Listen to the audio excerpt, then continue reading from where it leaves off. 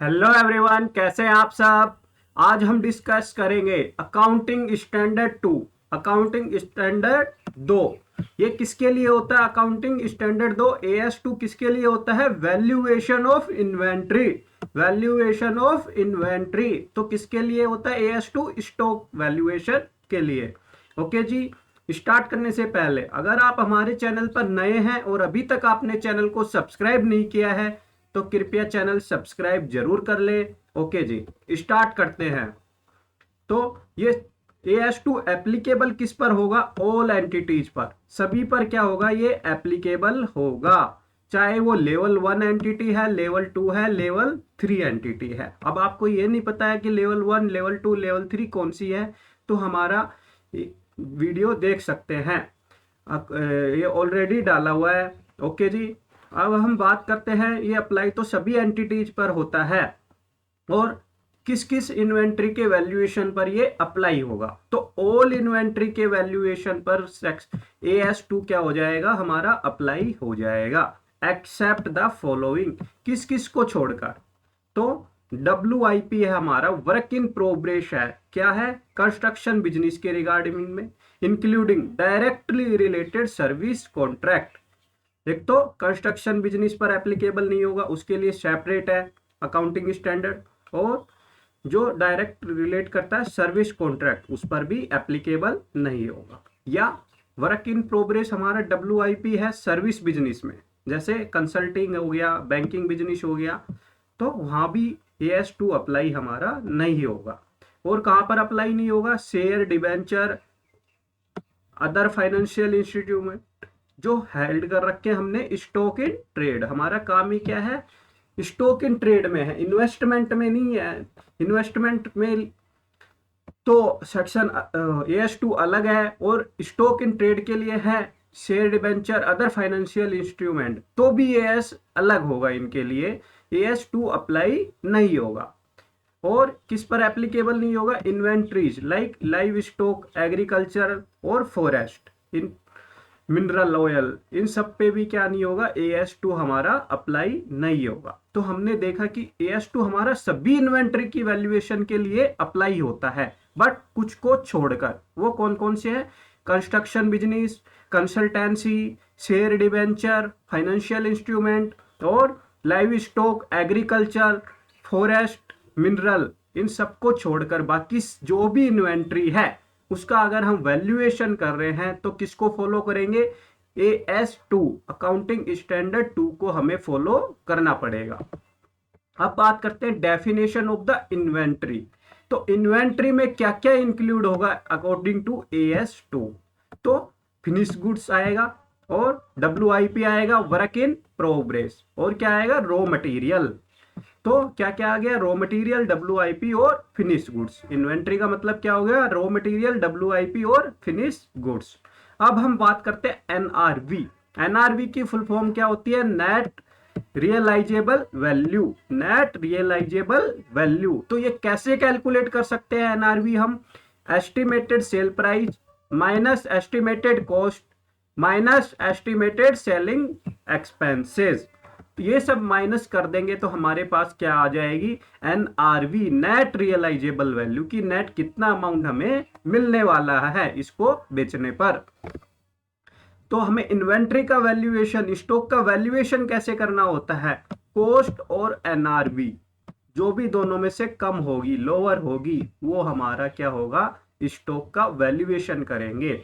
तो कॉस्ट की बात करते हैं। अब कॉस्ट में क्या, कॉस्ट को कैलकुलेट कैसे करेंगे? तो कॉस्ट का मतलब है क्या क्या इंक्लूड होती है कॉस्ट में? Purchase cost. क्या हो गई हमारी कॉस्ट में include? Purchase cost, conversion cost और अदर कॉस्ट जो इनकर्ड की हमने bringing the inventory to their present location and condition. तो अब बात करते हैं परचेज।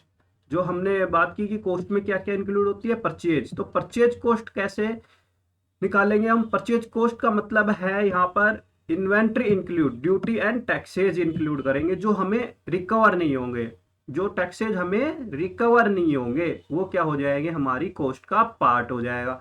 जिनका हमें ITC मिल जाएगा वो हमारी कॉस्ट का पार्ट नहीं होगा। जैसे जीएसटी में हमें आईटीसी मिल जाता है तो जीएसटी हमारी परचेज प्राइस का पार्ट नहीं होगा।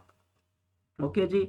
फ्रेट इनवर्ड ये हमारी परचेज कॉस्ट का पार्ट होगा। और कोई भी जो एक्सपेंडिचर है जो डायरेक्टली क्या करते हैं एट्रीब्यूटेबल टू द परचेज, जैसे ट्रेड डिस्काउंट हो गया, रिबेट हो गई, ड्यूटी ड्रॉबैक हो गया, और कोई सिमिलर आइटम है, are deducted in the determining the cost of purchase. Cost of purchase को निकालते टाइम ये हम माइनस कर देंगे, जो हमें डिस्काउंट मिला, रिबेट मिली या ड्यूटी ड्रॉबैक मिला, तो एक तरीके से वो परचेज की कॉस्ट को ही तो कम करने हैं। डिस्काउंट मिला तो हमें जो वैल्यू है एक्चुअल परचेज की वो हमें लेनी है। अब हम बात करते हैं कॉस्ट ऑफ कन्वर्जन। तो कॉस्ट ऑफ कन्वर्जन का मतलब क्या है? All cost incurred during the production process to complete the raw material into finished goods. तो हमने कोई प्रोडक्ट लिया, उसको फिनिश गुड्स बनाने में, जो से कोई मटेरियल से हम फिनिश गुड्स बना रहे हैं, तो उसके दौरान जो कॉस्ट इनकर होगी उसे हम क्या बोलेंगे? Conversion cost. कन्वर्ट करने की कॉस्ट, रॉ मटेरियल को फिनिश गुड्स में कन्वर्ट करने की कॉस्ट को क्या बोल रहे हैं हम? Cost of conversion. Such cost are bifurcated into two types. तो कन्वर्जन कॉस्ट दो प्रकार की हो सकती है, एक तो फिक्स्ड होगी, ठीक है, और एक वेरिएबल कॉस्ट होगी। जितना हम प्रोडक्शन करेंगे उसके अकॉर्डिंग चेंज होगी। फिक्स्ड क्या है? जैसे रेंट हो गया, या मशीन की कॉस्ट हो गई, एम्प्लॉय कॉस्ट हो गई, लेबर कॉस्ट, या ठीक है जी, लेबर वेरिएबल भी हो सकती है लेबर कॉस्ट की, पर यूनिट के हिसाब से दे रहे हैं तो ये सारी चीजें हमें देखनी पड़ेगी। अदर कॉस्ट, अदर कॉस्ट का मतलब है all the other cost which are incurred in bringing the inventories to the current location and condition. जैसे डिजाइन कॉस्ट हो गई हमारी। अब हमें डिस्क्लोजर क्या क्या करना है फाइनेंशियल स्टेटमेंट में अकॉर्डिंग टू AS2। तो अकाउंटिंग स्टैंडर्ड 2 के अकॉर्डिंग हमें क्या क्या डिस्क्लोज करना पड़ेगा? एक तो हमने जो अकाउंटिंग पॉलिसी अडॉप्ट की है जो इन्वेंट्री मेजर करने के लिए, कॉस्ट फॉर्मूला जो हमने यूज किया है वो डिस्क्लोज करना हमें, और classification of inventory, raw material कितना हमारे पास, WIP कितना है, फिनिश गुड्स कितना है, स्टॉक इन ट्रेड कितना है, respect of goods acquired for trading, store and spares, loose tools और अदर, जो भी है हम क्या करेंगे? स्पेसिफाई करेंगे क्लासिफिकेशन के अकॉर्डिंग। अब हम बात करते हैं एक एग्जांपल की।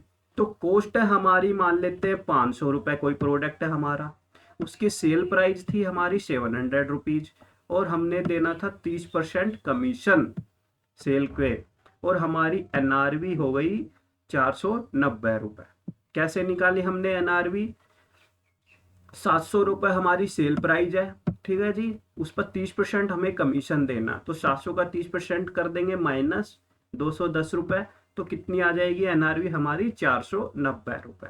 तो इन्वेंट्री कितनी हो गई? कॉस्ट और NRV, कॉस्ट और NRV दोनों में से लोअर क्या हो जाएगी? हमारी इन्वेंट्री की वैल्यू। तो 490 हमारी इन्वेंट्री की वैल्यू हो गई।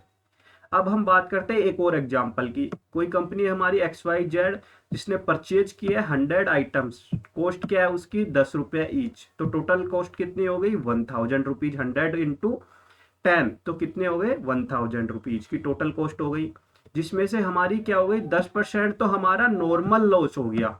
नॉर्मल लॉस हो जाता है इन जनरल। तो जो हम 100 आइटम ला रहे हैं उसमें से 10% तो हमारा लॉस होगा ही होगा। तो हमारे पास 90 आइटम आ रहे हैं, तो जो कॉस्ट 1000 रुपए है वो किस पर पड़ रही है? हमारे पास 90 आइटम पर हो गई। तो हम क्या क्या मान के चलेंगे? जो कॉस्ट है वो 90 आइटम की है, तो पर आइटम कितनी कॉस्ट हो गई हमारी? 11 रुपए 11 पैसे।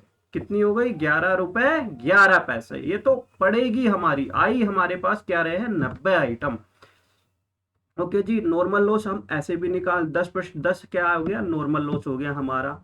तो कॉस्ट पर यूनिट क्या हो गई? 11 रुपए 11 पैसे।